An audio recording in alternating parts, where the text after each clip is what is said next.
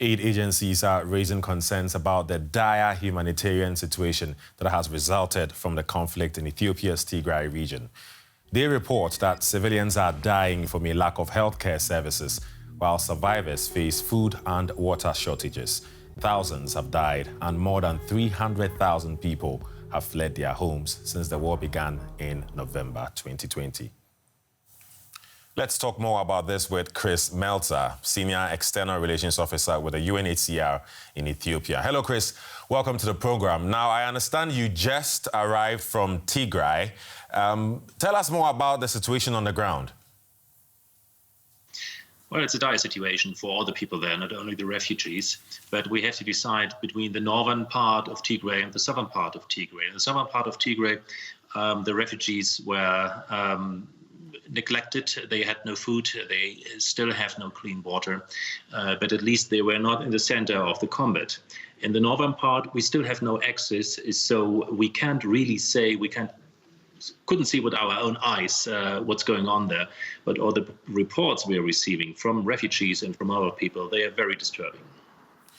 I mean, it's a bit disturbing hearing that you do not have access to actually help the people in need. But from what you know, what urgent help do the people need to survive? Well, the first thing is, of course, food and clean water.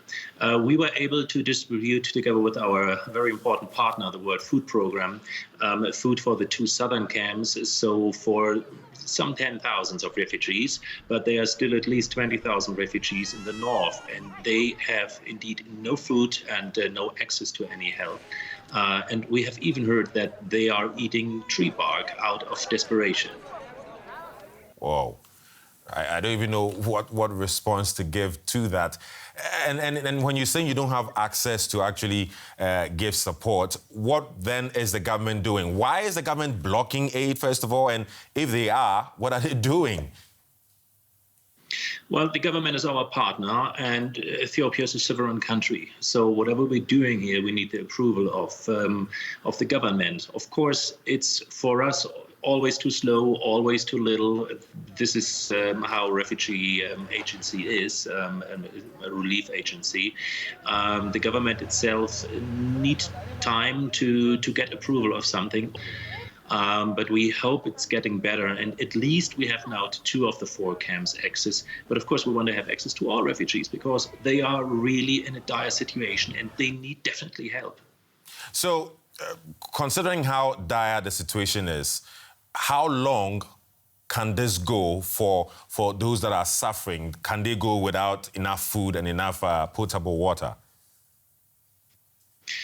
Well, we hope that we can provide for the 2 southern camps food in these days, maybe even today or tomorrow. So the convoy is on the way, and also, since there are no devastations from the conflict, we also think that the infrastructure is good enough to provide clean water very soon for the 2 southern camps.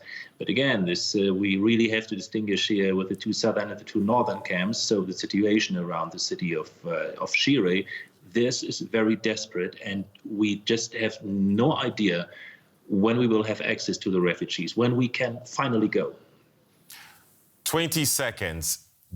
Are you confident that there's light at the end of the tunnel? Otherwise, I would be wrong in this job. Yes, there is light at the end of the tunnel because it's getting better every day, but it's, of course, too slow. And for the refugees, every day, every hour counts. Okay. Chris Meltzer, Senior External Relations Officer with the UNHCR in Ethiopia. Many thanks for your insights.